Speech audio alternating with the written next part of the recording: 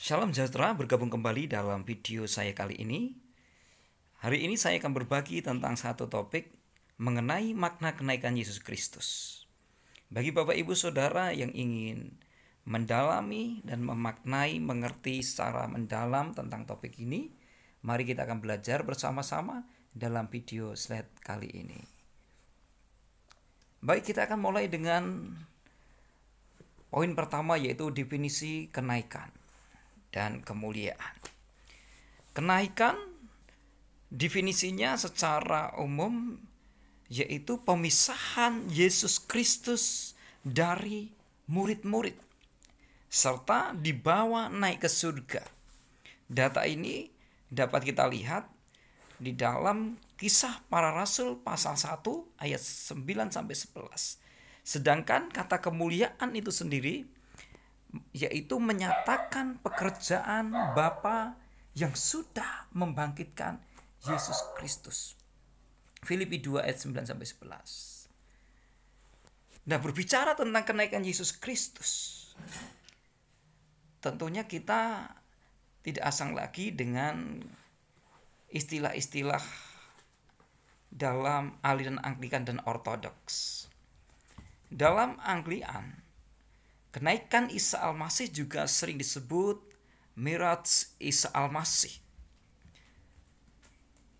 Dan dalam bahasa Inggrisnya yaitu Ascension Day atau Feast of Ascension, Ascension Thursday atau Holy Thursday, itu dalam pengertian aliran Anglikan. Sedangkan dalam pengertian Ortodoks mengambil dalam analisa bahasa aslinya yaitu analepsis yang memiliki pengertian terangkat. Sedangkan juga seringkali memakai kata episozomene yang berarti keselamatan dari tempat tinggi. Nah, hari raya kenaikan Yesus Kristus merupakan salah satu perayaan berpindah yang berubah-ubah tanggalnya, selalu jatuh pada hari Kamis 40 hari setelah Paskah dan 10 hari sebelum Pentakosta.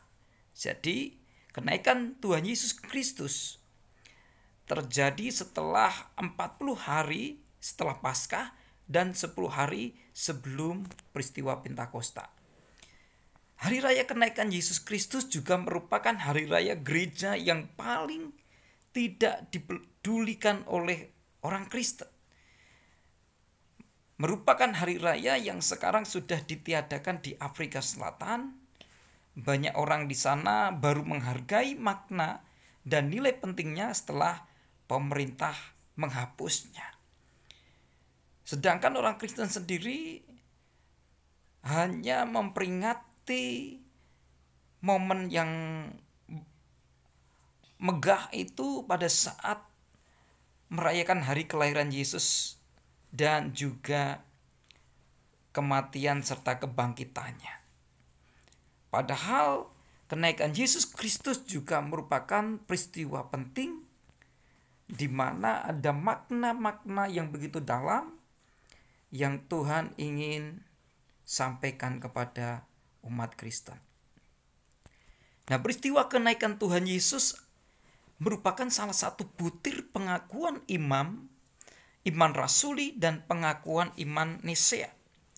Salah satu dari 7 babak utama dalam narasi Injil tentang kehidupan Kristus, yaitu kelahiran, pembaptisan, transfigurasi, penyaliban, kebangkitan, kenaikan, dan kedatangan kembali.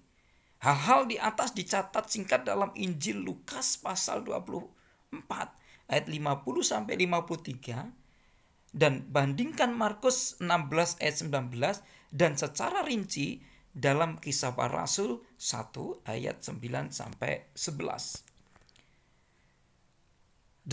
Kenaikan Tuhan Yesus ini merupakan bukti atau pembuktian dari nubuat kitab para nabi dan kitab-kitab dalam perjanjian lama, khususnya di dalam Mazmur 110 ayat 1 ayat 60, Mazmur 68 ayat 19.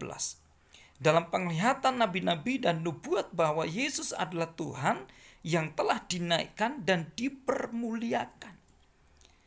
Sedangkan kenaikan Tuhan Yesus ini juga merupakan pembuktian dalam kisah-kisah yang tercatat dalam Perjanjian Baru.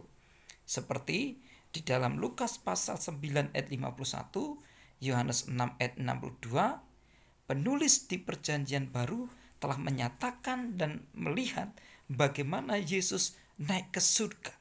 Fakta ini bisa kita lihat dalam referensi ayat di dalam Markus 16-19, Lukas 24 ayat 51. Dan ada pertanyaan yang muncul di sini.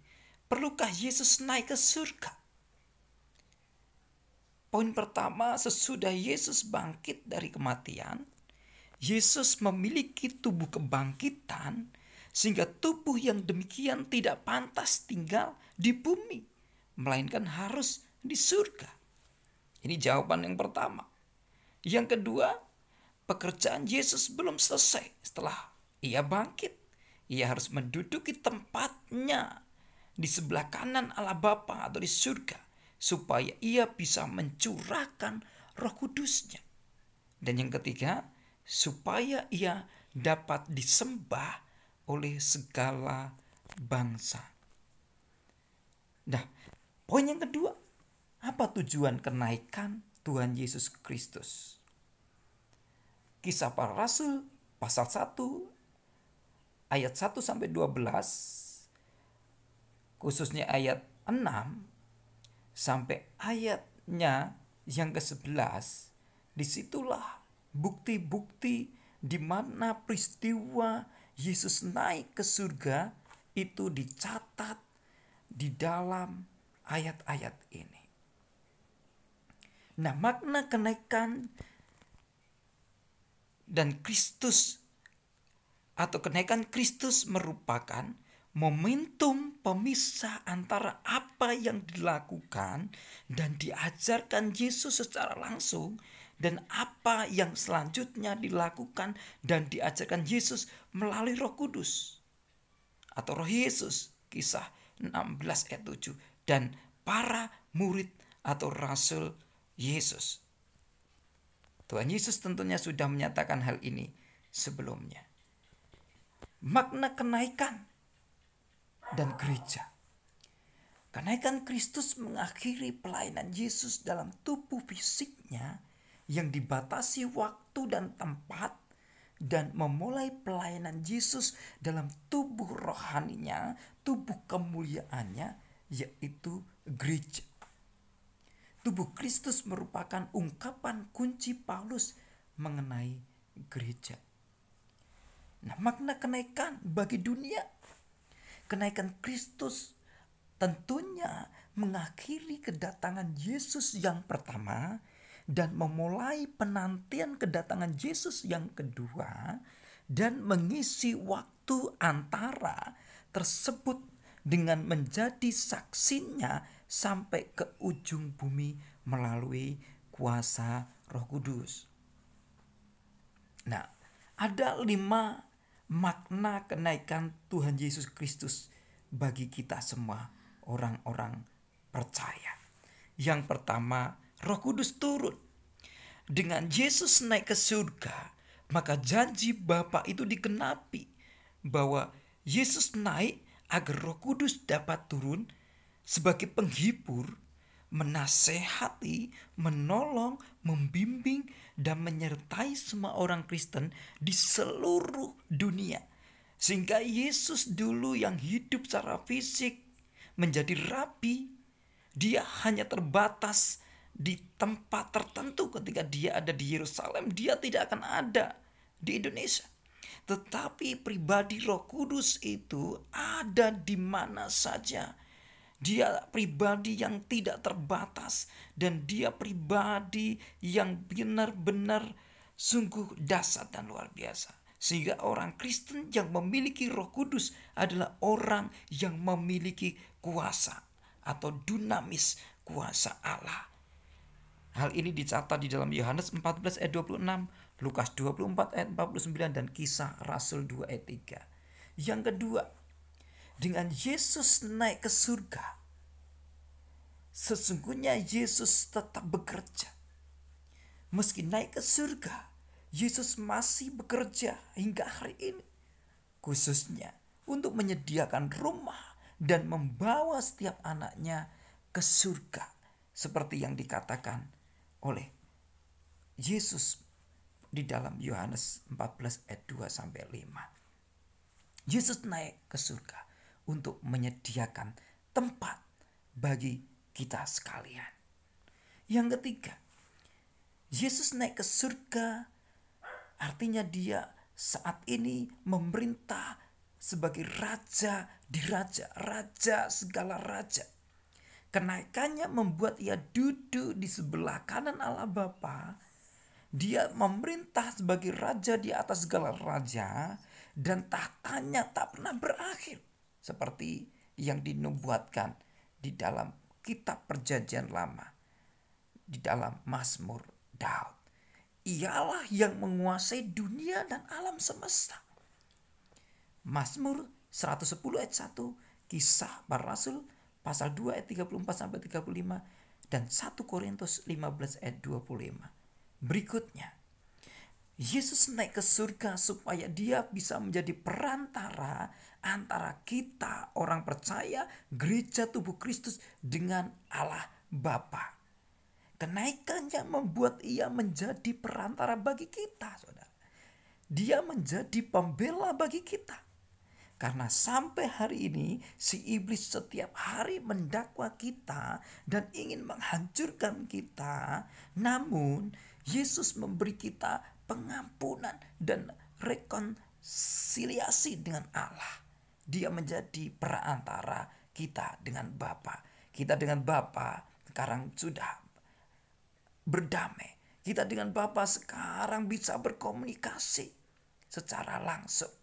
Oleh karena Yesuslah yang menjadi perantara, penghubung bagi kita dengan Bapa. Hal ini ditulis dalam Roma 4:25, Roma 5 ayat 1, 1 Korintus 5 ayat 18 sampai 21, dan Ibrani 1 ayat 3, Ibrani 7 ayat 25, Ibrani 8 ayat 1. Yang terakhir, Yesus naik ke surga supaya dia menjadi hakim yang akan datang. Kenaikannya menyatakan kebenaran bahwa Yesuslah yang nantinya akan datang ke dunia menjadi hakim yang adil. Kisah Para Rasul 1 ayat 11, bahwa ia yang naik ke surga, naik ke atas awan, menyongsong awan dan naik ke surga. Suatu saat dia juga akan turun dari surga. Dia akan menjadi hakim bagi kita sekalian. Jadi kebangkitan Yesus, kenaikan Tuhan Yesus sungguh sangat luar biasa. Dia naik ke surga untuk menjadi Allah yang memerintah dalam hidup kita melalui pribadi Roh Kudus. Yesus saat ini bekerja untuk menyediakan tempat bagi kita. Dia juga menjadi raja segala raja sekaligus menjadi imam bagi kita. Dia juga menjadi perantara bagi kita. Dia kelak akan menjadi hakim yang adil. Demikian yang dapat saya sampaikan. Kiranya melalui penyampaian saya hari ini dapat menambah wawasan kita, pengetahuan kita bersama untuk memahami dan mengerti tentang makna kenaikan Yesus Kristus. Shalom, Tuhan Yesus beserta dan memberkati kita sekalian. Amin.